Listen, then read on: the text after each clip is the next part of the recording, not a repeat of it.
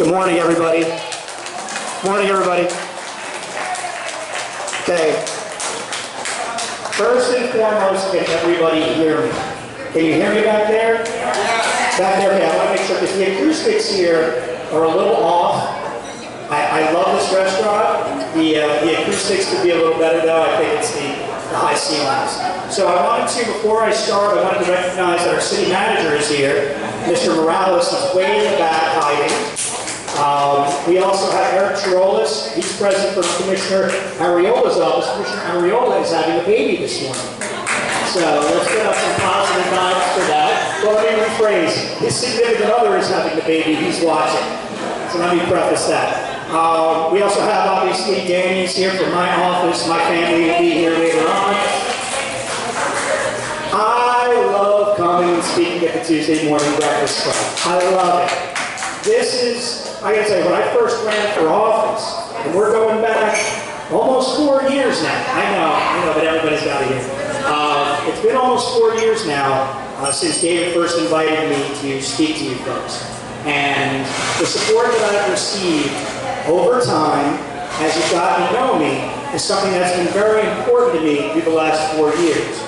Because at the end of the day, you are the folks that I try to bounce off the toughest issues. And I and my colleagues, we obviously don't have all the answers. For me specifically, I haven't been around as long as a lot of you folks have. And I haven't seen some of the changes that have gone on over the last however many decades. So it's very important that I bounce things off you folks to find out, it's not just about taking people's temperature and everything being a political issue, but it's also about speaking to people who I deem more knowledgeable than me, and on some level, just smarter than I am. Okay, I don't have all the answers. So that being said, the reason I was asked to speak today was regarding the proposed light rail system here in the city of Miami Beach. Let me start by saying that I was originally a supporter of this project because it was shiny. I like shiny.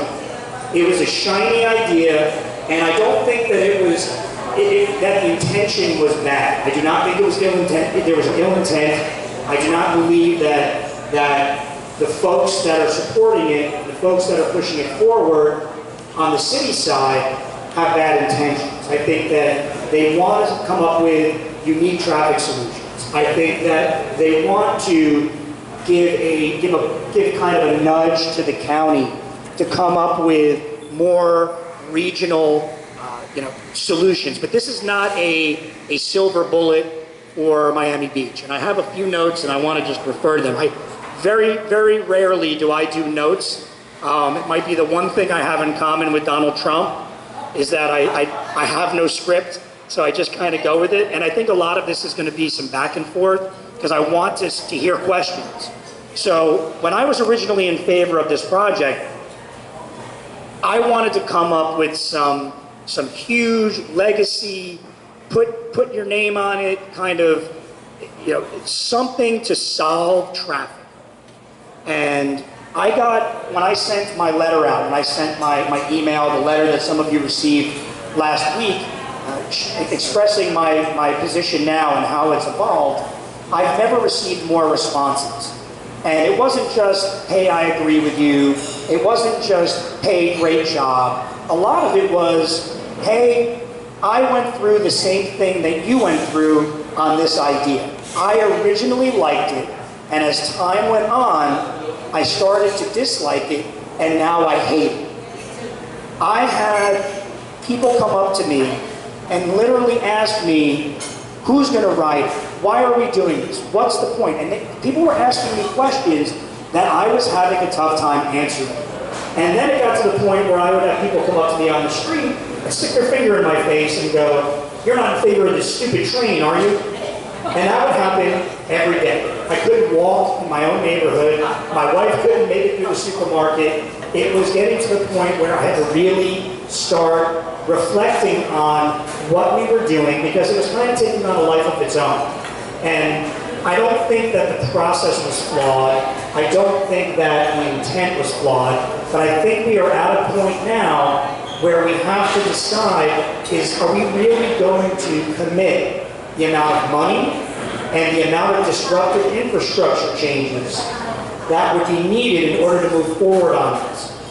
Worst case scenario, and the way to kind of hedge your bets, if you're one of my colleagues, instead of being adamantly against it, you can just say, hey, let's press pause and let the county come up with some intercity connector before we even continue talking about it at this point, before we commit any more funds.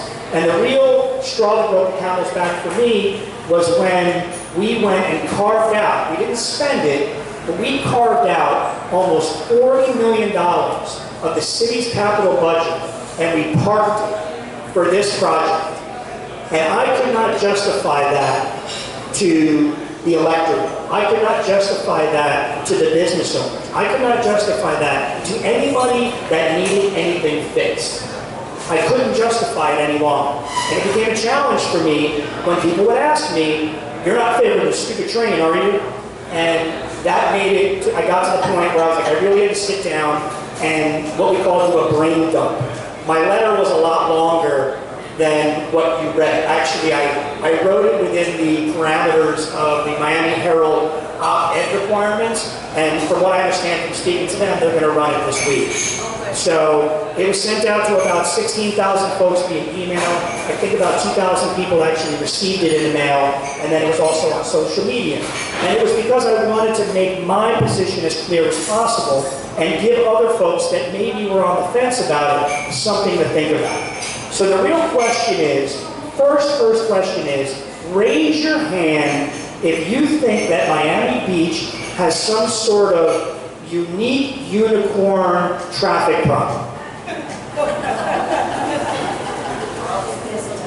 But do you think our problem, no, we do have a problem, but do you think our problem is unique? And when I say unique, do you think that our rush hour traffic is any more unique than rush hour traffic in any other city in America? You do? Okay. So, I don't believe that. I've lived in New York, I've lived in DC, I've lived in areas where they have transit, and they have subways, and they have stockbrokers on buses, and they have people that ride all over transit and public transportation. And you know what they all have? They all have traffic during rush hour. Alright? Rush hour is a fact of life. We may be an 89,000 person beach town. That's what we may be. But we also have somewhere upwards of 200,000 people a day coming through the city, either to work, either to play, or to cut through on their way to work or play somewhere else. Because we have some people from North Beach here, and they'll tell you all about southbound Indian Creek. In about 20 minutes, it will be a parking lot. But I guarantee that half the people on that street don't live in Miami Beach, and they're not ending up in Miami Beach. They are avoiding Eastern Boulevard, they're avoiding I-95. We are an end user. We are an end user. And what I mean by that is the entire county is growing. The entire county is growing. We've had the same population, residential population, for half a dozen years. This may surprise you. This feeling that people get sometimes that, oh, there's overdevelopment and there's high-rises. I challenge you to drive around this city and find a crane in the sky. You can't do it. Drive across 195 and look west. And I said it in my letter. The city bird of Miami is the crane. There are cranes and high-rises going up all over Miami, all over Sunny Isles, all over Surfside, all over Bal Harbor. All of these people around us are growing. We are not, which makes us an end user because we've got a beautiful beach, we have amazing restaurants. Everybody in Dade County wants to come to where we are, where we call home. So we need solutions. I'm not sitting here saying no, no, no, and I'm not providing solutions. What I'm saying is putting a shovel in the ground to put a dedicated lane rail on our streets is a fool's errand. It is a fool's errand. I think that the construction alone will ruin the city. Forget the fact that this could be a good idea. I don't think it is. But we can't snap our fingers and do it. Think about what we went through with Alton Road. Okay? Think about what we went through with Alton Road. Think about what we go through when one lane of traffic is shut down for some construction project or a bus breaks down or something along those lines. Any fly in the ointment cripples us. So to choose to have what I deem elective surgery, and that's what it is, elective surgery, I think that it would cripple us. It would cripple us economically. It would cripple our quality of life. We would be choosing to live in a parking lot for 5 years. And that's just South Beach. If you live in North Beach and you see all this money being spent, you're not seeing the benefit of this. You're not, and you're never going to come to South Beach. Maybe 41st Street will benefit from it. But at the end of the day, there's a lot of people that down here live in South Beach. And although I'm the commissioner for the entire city, and for my folks in North Beach out here, they know they see me all the time, I'm the only commissioner that actually lives in South Beach. So when and I'm in South Beach more than anywhere else. My kid goes to school in Mid-Beach, I'm in North Beach all the time. But when I'm walking around South Beach and I have folks coming up to me, shaking their heads, freaking out that this is somehow a reality, I have to take pause and concern myself with how money is being spent in this city, whether it's being spent properly, and whether it's a good idea. And I just think that at this point, the easiest thing to do, because next week there's a vote. Amongst my colleagues, there's going to be a vote to move forward on an interim agreement with the vendor. Now, mind you, this interim agreement will not make the city commit any more dollars. But it would be a commitment, theoretically. It would be a philosophical commitment. We were to move forward on that we think that this is a good idea. And I know that at least myself and one of my colleagues, because she made her position very clear, that we would not be supportive of the interim agreement. That's my expectation. If it moves forward, the city's not going to be spending any other money. They're still going to do the environmental study. Things are still moving forward. But I have grave concerns that this thing is going to continue to take on a life of its own. Over the summer, I did propose to put this on this past November ballot as a straw ballot measure. My colleagues did not think that was a good idea. They voted it down. The only straw ballot measure was the Ocean Drive 2 a.m. issue. So I would love to hear from the electorate on this, because back in the early 2000s, when there was a straw ballot about Bayland, that was a much more comprehensive project. That was a much more comprehensive project. It was a 54% vote that supported a comprehensive countywide connector to the mainland. It was about 12 years ago. It predates Uber. It predates technological advances. And I'm not saying that I'm against a transit connector to the mainland. I'm not. I think that there are solutions. I think that there are rail solutions that can happen that are not disruptive, that can connect to the beach. I'm not saying I'm for it, I'm not saying I'm against it. What I'm saying is that I'm open to have that conversation.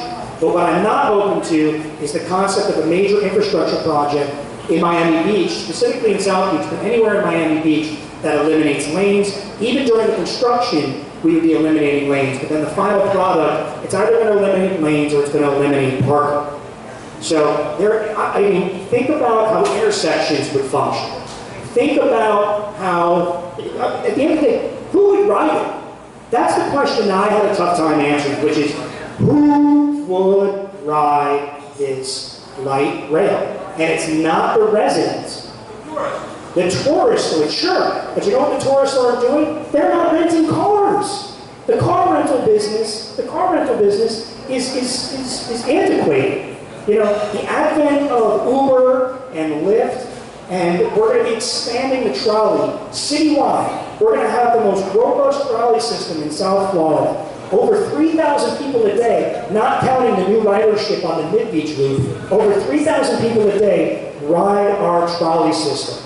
And that is before we expand it through South Beach, and before we connect the Mid-Beach loop with the North Beach loop. We are going to have a robust trolley system, which is exponentially cheaper than a several $100 million rail system.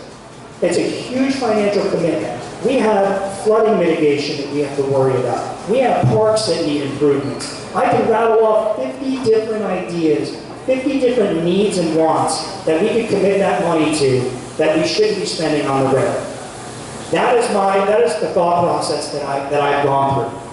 There are traffic problems. There are traffic problems on the beach. There are traffic problems on the mainland. I, every week, speak to my colleagues in the city of Miami. Most of the commissioners in the city of Miami, and we have a commission candidate present today who's running for City of Miami Commission next year. He's running for Frank Barroyo's seat. If you have any friends in Miami, please meet him. It's very important that we have those relationships. County commissioners, I speak to the county commissioners on a weekly basis as well, coming up with real solutions, not headline grabbers. Because at the end of the day, the headline grabbers are not going to solve whatever problems we have. This is about quality of life for the residents of Miami Beach, and if we put a rail down in the city of Miami Beach, we will not be improving, we will actually be worsening our quality of life, which, for what I feel, I think our quality of life is pretty good. We have it pretty good here. We have our list of complaints. If we took that list of complaints and showed it to most cities and villages and towns around the country, they would kill for our problems. They would kill for our problems. Our city taxes get lowered every year. We have beautiful beaches. We have clean streets. We have beautiful parks. We have problems, and we have solvable problems. But to try to come up with a silver bullet and say you're going to solve traffic, you're a snake oil salesman if you think you're going to solve traffic. You can mitigate it. We have done things to mitigate traffic. If you noticed, years ago when I ran for office, I sat at this meeting when we were still at David's, and one of the complaints were people blocking the roads, the delivery trucks, the things that were hurting our already relatively functional road system. And what did we do? We kind of fixed it. If you see now, we have changed the way commercial loading goes on in the city. It's not perfect, but we have greatly mitigated. You go up Washington Avenue, you go up the major corridors now, you don't see the same processes as before. And we've been aggressive, we've increased our police forces, we've increased our traffic enforcement, and it works. Special events, there's going to be traffic during special events. We don't have that many of them. Art Basel, we're coming off Art Basel. Traffic was bad during Art Basel. But Art Basel is a benefit to all of us. We all benefit from Art Basel, even if there's a little traffic quality of life issue while it's going on. It puts Miami Beach and keeps Miami Beach on the map in the art world internationally. And with all of the talk about Zika and the strong U.S. dollar and tourism, it's good to get a little positive press once in a while. And for what it's worth, Art Basel was a great success. Financially for the show, for the auxiliary shows, for the city in general, much better than expected based upon a lot of the negativity that we had seen in the national, international press. And we're going to be riding that wave for a long time. So there will be times. There are also, who knows how many cars it takes to create a traffic jam? One. It takes one car to create a traffic jam in Miami Beach. And what's even worse, that car doesn't even have to be on Miami Beach. That car could be broken down on northbound I-95 at 79th Street on a Friday at 4 o'clock in the afternoon. Good luck. Go click on Waze or any of these apps. The whole city looks like veins and arteries because it's all red. And it's all red because we are dependent upon not just our traffic flow, but the traffic flow of the causeways and the traffic flow of the highways on the mainland. Again, we are the end user. We are not Cocoa Beach. We are not a sleepy beach town. Even though some people would like us to be, we are not. We have to deal with who we are. Okay? It's just the reality of things. It's a car, until the entire county, until the region comes up with global solutions that will motivate people to buy less cars, drive less cars. We can't just sit there and start digging into the ground and making people more miserable during the process. We just can't do it. City of Miami right now, what they're doing is they're actually allowing high-rises to be built with zero parking. And that's an interesting idea. It's an interesting idea because here's what Uber has done. It has reduced the parking demand. Statistically, in Miami Beach and in South Florida, Uber and ride-sharing platforms have reduced the parking demand. Our parking garages have less demand. Valets, private parking lots, the demand is down. It doesn't mean that we're going to start eliminating parking, but it may change the way we think about building parking garages and building parking and parking requirements in the future. It may change things because the dynamic has changed. Back in 2004, there was no Uber. Back in 2004, there were different technological options. The options are different now. And in 5 years, when this thing were ever to get built, technology may have changed again. You know, they talk about self-driving cars, self-driving buses. We don't even know. I can't even think about what could happen 5 years from now. But the idea of a rail, the idea of this is something that I am not going to support. It is something that I am going to oppose. I'm going to oppose it vocally. I'm going to oppose it with my voice. I'm going to oppose it with my feet.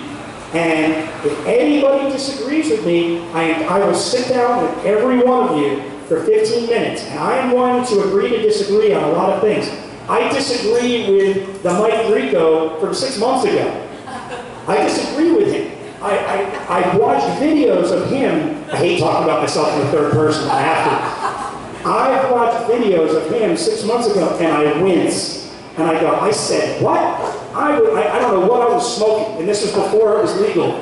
But I'm embarrassed. I'm embarrassed, and I hope that I'm not going to apologize, but I hope that you can accept that as a public figure, as an elected official, I've had to publicly admit that my position has evolved. And that was the last response that I got to that email. I got the one response that people agreed. I got the one response where people said my thought process was the same as yours. But the most common response was, thank you for being one of the only elected officials locally that is willing to admit that he was wrong and admit that he is changing his position upon further reflection. Okay? This isn't about, there's a difference between flip-flopping and allowing your position to evolve. And I have given my reasons for doing so. I feel strongly about this. I feel strongly about a lot of other major issues in the city. But David asked me to speak specifically to this issue. Now, I'm sure that there'll be comments about other things, because as everybody may know, I do these things called open mic nights. So a little play on my name, I do open mic nights where I literally have no agenda, and I just hand the mic to folks, and I let them ask me or say whatever they want. And I can take the hot seat. I love the hot seat, because I like open dialogue. And one of the things that I've seen over the last few years in city government is that people are afraid to talk about things. Like they got their position. A lot of my colleagues, they're on the dais, they're just talking to an extent because decisions have been made and predetermined before you get on the dais. I think we need, moving forward, I think we need to get back to the place where we're actually having more open dialogue. And in fact, my chairmanship from one committee to another was changed, and I decided to revert back to having that committee meet in a conference room instead of being on the dais. It used to be, prior to 2013, several of the committees would meet in the manager's large conference room. Not to limit attendance, but to promote a more roundtable discussion of ideas at the committee level. So I want to promote that. I'm now the chair of the Sustainability Committee again. And after the first meeting, we're going to move back into a more roundtable discussion. And I saw that worked during prior administration. It may not work for some committees, but I think for that committee, it's going to work. And I think that we need to be doing, whether it be in reality or figuratively, having more roundtable discussions about these issues, eliminating the rhetoric, stop drawing lines in the sand on whatever the issue is, and let's talk about it. We may not have gotten this far on the rail if we had more roundtable discussions about this, and there was more dialogue instead of talking at people or having people talk at people, or Facebook or emails or whatever the case is. Does everybody agree with that? Want to have more dialogue? On all issues. On all issues. I want to open it up to dialogue. So, with that being said, does anybody have any